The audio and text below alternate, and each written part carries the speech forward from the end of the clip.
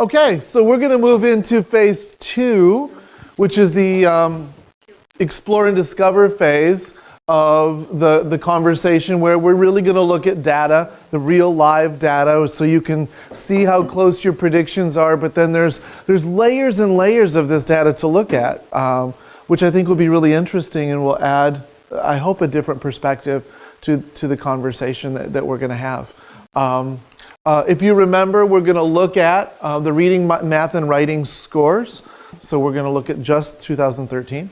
We're going to look at the demographic of the testers. We're going to look at the bottom 30% demographically. Then once we've kind of exhausted that and you feel like you've really looked at it in every angle that we need to, then we'll go on and look at with the 30% with names. But I think once we start talking about names, then it's easy to derail into the name conversation and not seeing what the big picture is first. So I really want to make sure that we exhaust the big picture, that we're really comfortable, that we've dug through and found anything that we think is important to take with us before we hit to the names. I think that's a really interesting level, but I want to make sure we do the other piece first. Okay? As you remember, because you facilitate this all the time, in this phase we're really looking for the big ideas, the big trends, those things that either alarm us, you know the drill. And what's the one question that we don't talk about during this phase? Jenny? What's the one? Why? Yeah, we don't. Yeah, we're not gonna. These we're gonna leave. Those may be the whys. I mean, we'll figure that out later. And that's of course what the work that we'll do this afternoon is, to take us through all those causal theories and say, oh, how do they apply, or how don't they apply? But as you know, because you lead this all the time, and I've watched you, this is the important part here, is to really pull that data apart and see what's there to tell us the story. So our goal will be that you'll chart at least 5. There might be more. So as you see, there might be more important narrative statements there than just 5. So you're not wed to 5, but again, to remind you of the level of specificity that we want. We want to be very exact so that we don't have to carry the data around with us. After that, we can just look at it on the wall when we get to the afternoon work. Okay, pretty clear on where you, obviously, because you do this all the time, where we're going. I want to show you what you're going to see, then I'm going to give you a hard copy of it, and then you can actually look, okay? So you're going to see, this would be reading by level, by grade level.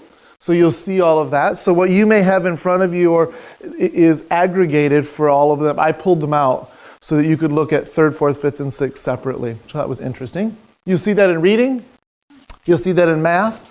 So again, you guys will do just the reading, you'll do just the math. We'll do the writing one together because it's only one grade level and won't be that hard to do. You were like spot on there, weren't you? Almost.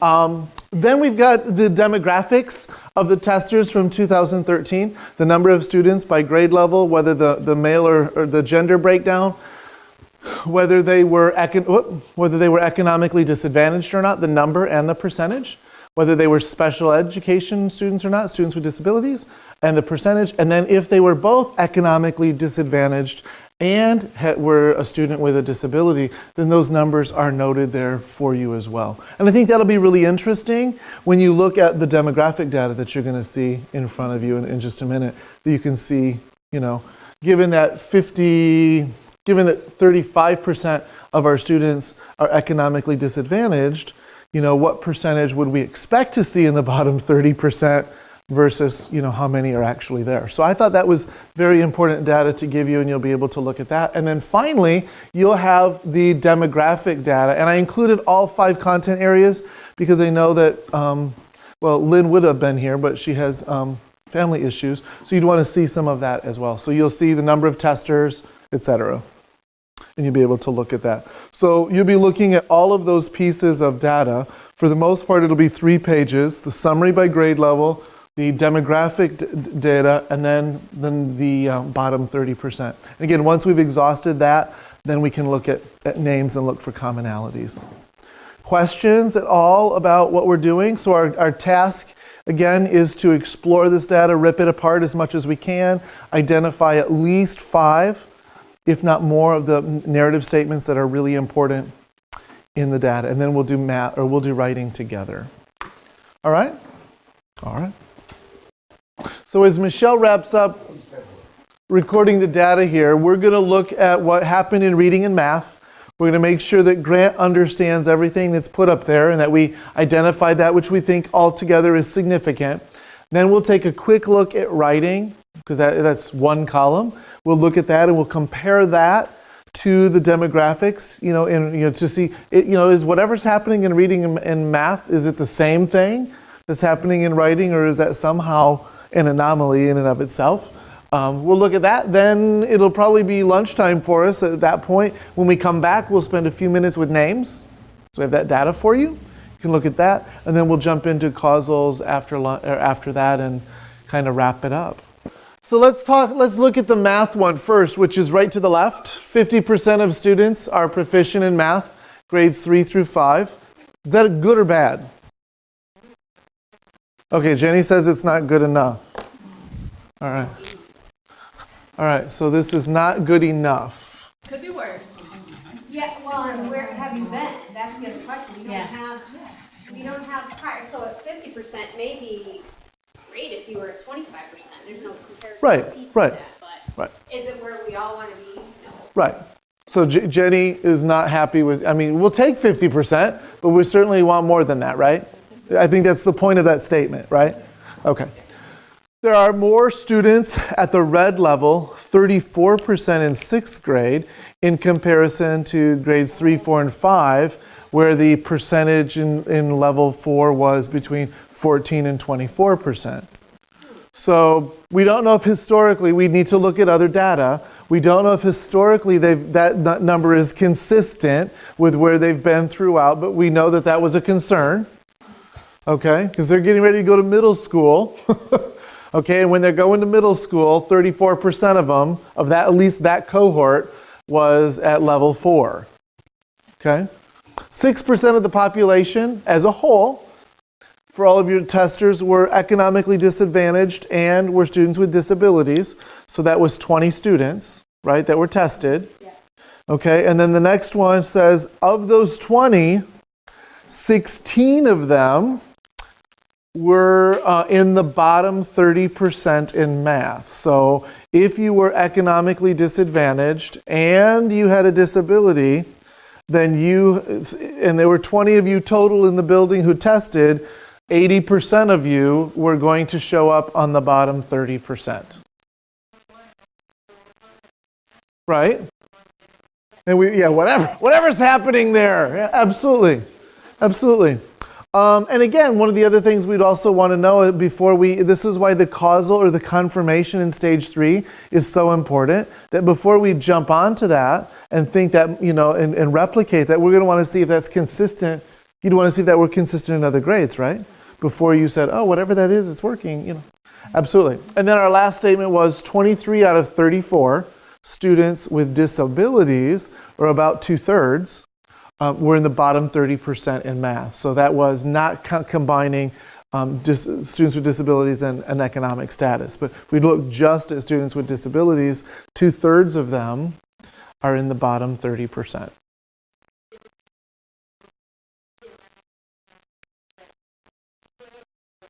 Right. Yep. Who did well of that 1/3? And yep, absolutely. Which disabilities are they?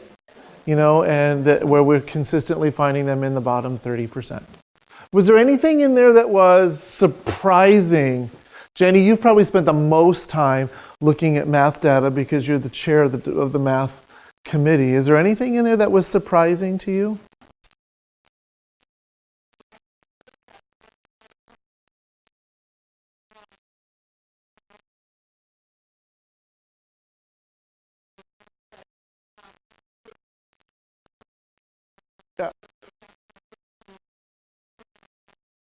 Yeah, so when I give you the right data, right?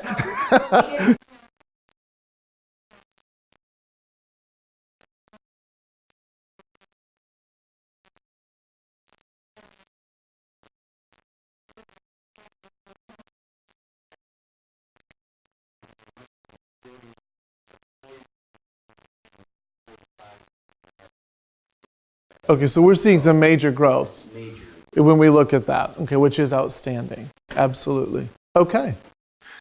You guys didn't look at the math, so is there questions that you want to ask about the math data when you look at these were what they think are the most important issues? Sure.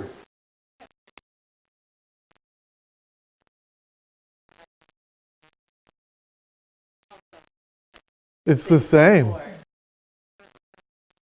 Yeah, and again, now when we can take that to the next level, are these 16 the same children?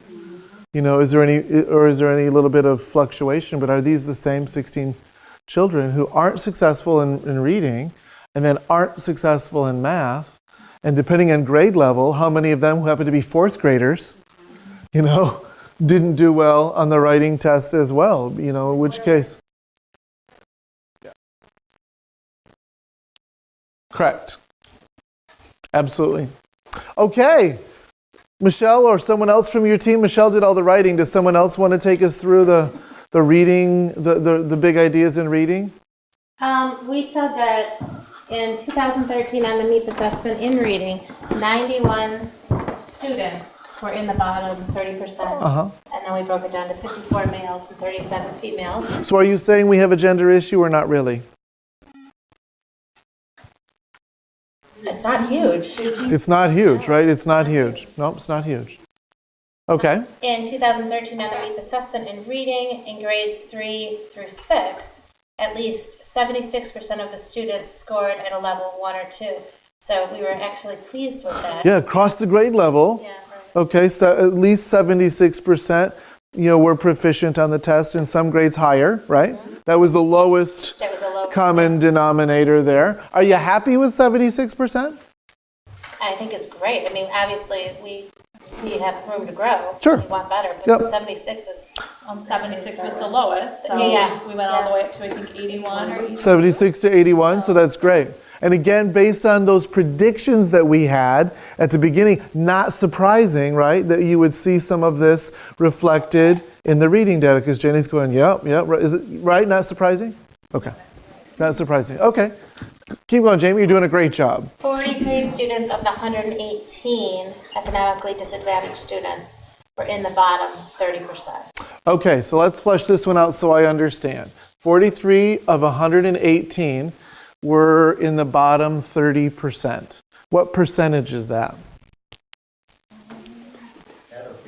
What is it, 43 over? 43 divided by 118. What percentage is that? just a little less than 30%. Right, yeah. Just a little less than 30%. And how many students that tested were students who lived in poverty? 108, what, 118, did you say? Yeah, what's that percentage? 35, so 35% of our students who tested live in poverty, and we have slightly less than 30%. Is that what I'm hearing you say? 36%? So that's almost spot on, right? The percentage of kids who live in poverty overall, and the percentage of students who live in poverty who show up in the bottom 30%. That shouldn't surprise you. I think that's great. Don't you think? It just tells us we're not managing poverty issues because everyone's score isn't. Exactly.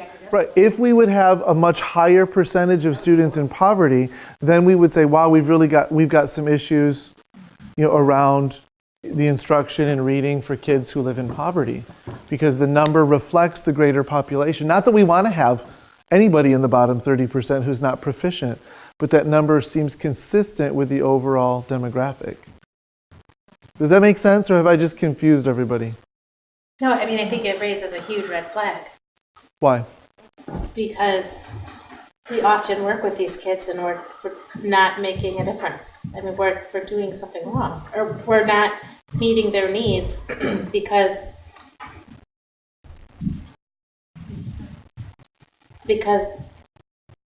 now I'm confusing myself. Right.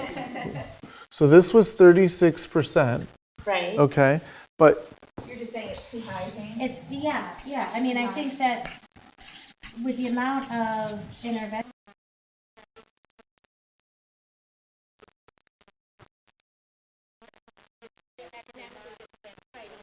right. They don't have a learning disability, right.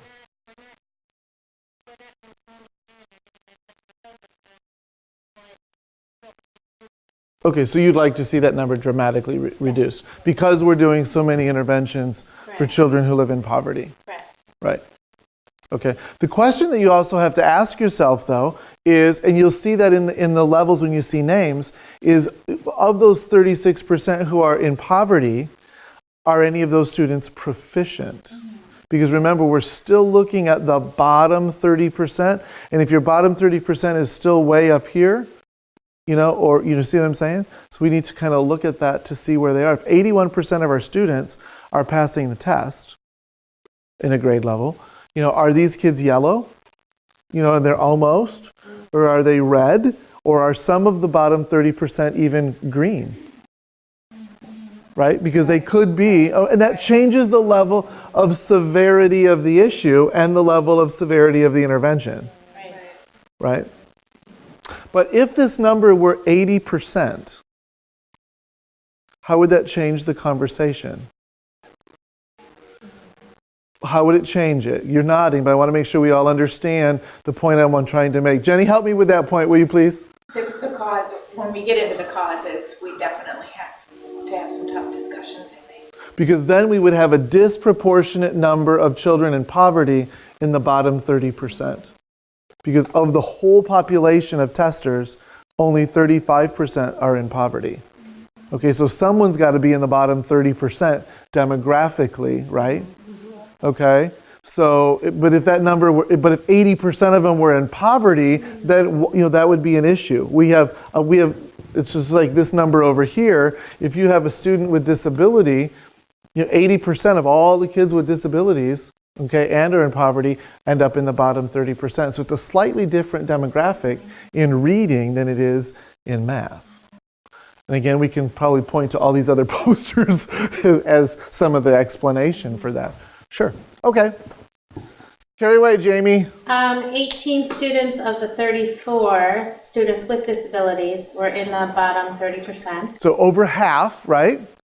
Over half of all students with a disability were in the bottom 30% in reading. Okay. Third grade students had the most students that were economically disadvantaged. Yet third grade was not the lowest performing grade. Okay, explain that one so I understand what that means. Ooh, this was a hard one to explain. Okay.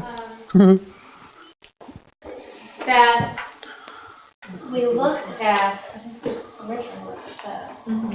We looked at the demographics. Okay. And in third grade, we had 38.7% of the students that were economically disadvantaged Okay. did not. Or no, it was just a statement that 38.7% of the students in third grade were economically. Okay. Okay. And then it decreased each year. Fourth grade went to 35.6, 33.8, Okay. 33.3. Yet there wasn't a consistent trend in the scores. Okay. So what are you saying there? But economic disadvantage doesn't, according to our data, have anything to do with their. You see no correlation between, okay, and explain that again so all these math people over here can follow you? No, overall. So third grade has the highest percentage of students who are economically disadvantaged. 38.7%, okay. But third grade did not have the highest percent of students who were proficient. There was no correlation there. So every year, from third through sixth grade, the number of students who are economically disadvantaged went down. Okay. And it doesn't correlate with their proficiency on the meet. Did proficiency go up or down? It bounced. It bounced. Overall proficiency. Level 1 and 2. Okay. So you'd think that if the economically disadvantaged is at 30, that grade level's percentage is say 70, the Exactly. next grade level is 40, that percentage proficient should go down. Right, Right, that's that's what what they're they're saying. saying, but. And you're not seeing that? Okay. All right. Anything else? Anybody have any questions? The math folks, do you have questions that you want to ask the reading folks? I'm going to flash you on the screen. You're going to still need your demographic data, okay? So hang on to the demographics of the test, of the testers, and the demographics of the bottom 30%. I'm going to show you the accurate writing scores. There they are.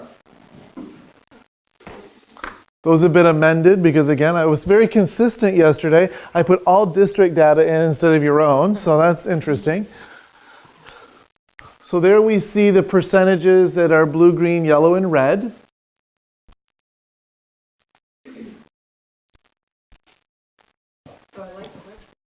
You like the red number because it's really small, right? Absolutely. Look at the bottom 30% in terms of the demographic. What do we see in writing? Do we see anything different? 22 students are in the bottom 30% because we only have 71 tested. What do you see that's different here? Your mail. Oh, yeah. Yeah, there's a much larger percentage of males in the bottom 30%.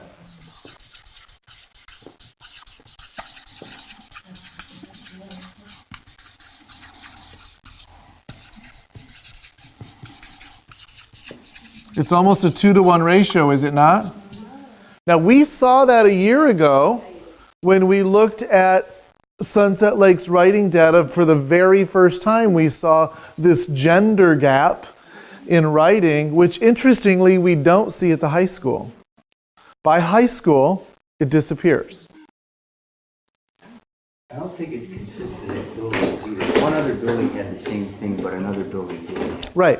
So it's this, we're not sure what the heck, I mean, I don't know what the reason is for that. I mean, but we know that, interestingly, it shows up again here when you look at the data a different way in the bottom 30% graphic.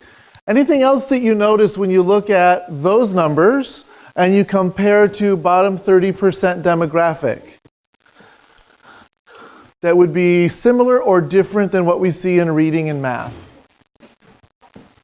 Pat? Special ed numbers are lower. More of them are passing. There's only 4 that didn't pass, 4 out of 22.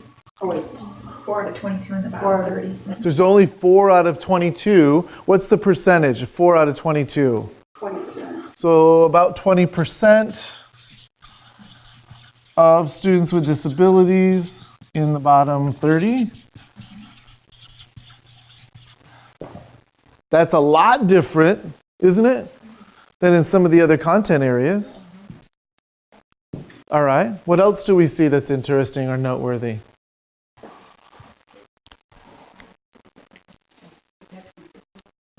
Go ahead, Jenny. What do you? 9 out of 22 in the bottom 30 were academically disadvantaged, about 50%. 9 out of 22, so about 50% were economically disadvantaged. So a little bit greater proportion of students who are in poverty compared to the overall population in the bottom 30%. Anything else that you see is significant? If you Jamie, go ahead. across the board, the students with disabilities scored wait.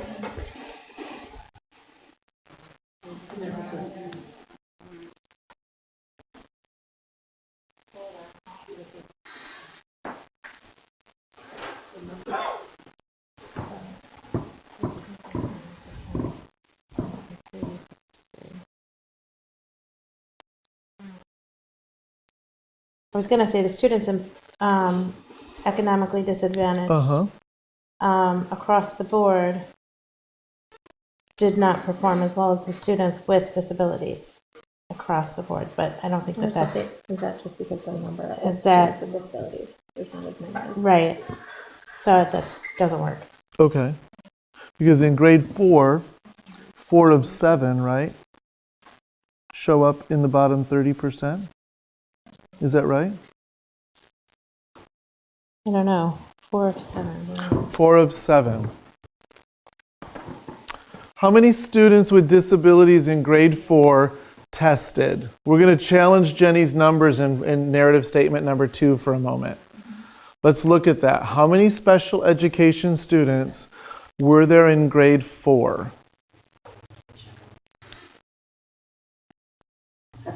7. Okay, because not all kids test in writing, so only grade 4 tests in writing, so now our denominator is 7. How many of those 7 showed up in the bottom 30%? 4.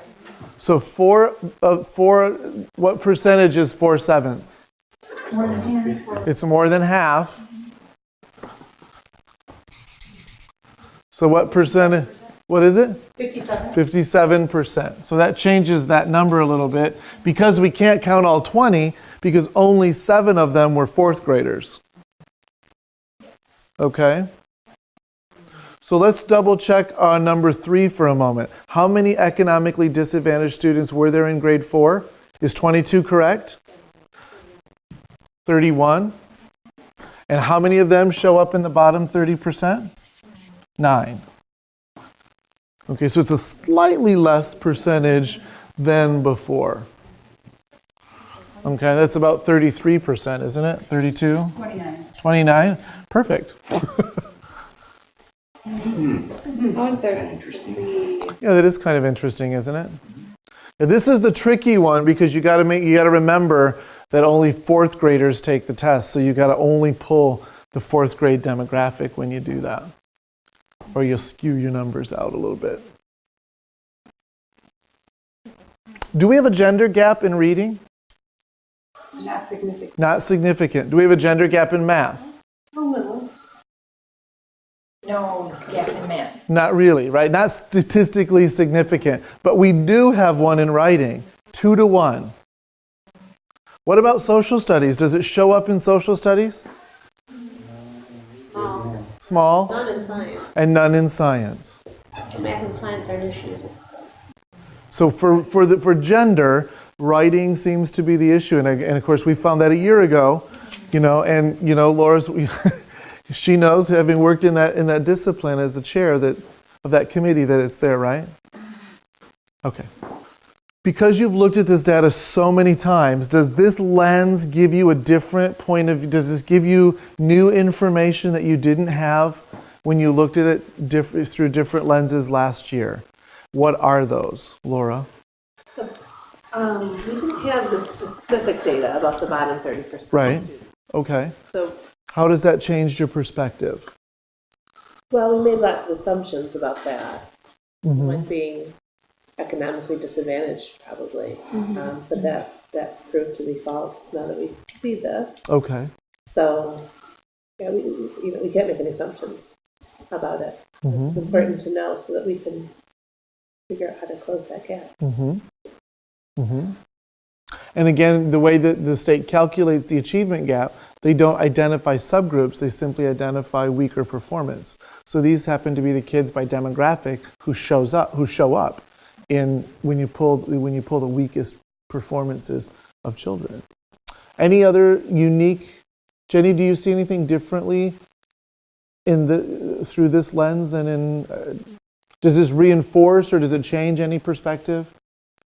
I mean, just the same as what Laura said, just being able to look at the bottom 30 and the demographics Mm-hmm. raises some more questions. Some more, such as? As I didn't want to get into the why, but as we said before, I like to look at, who was successful here, and we need to figure out what we did for those particular Right. kiddos. And Right. Which we have right here and which we'll do as soon as we get back from lunch. We'll spend a little bit of time here, then we'll go into phase 3. We'll pull some of these most significant issues.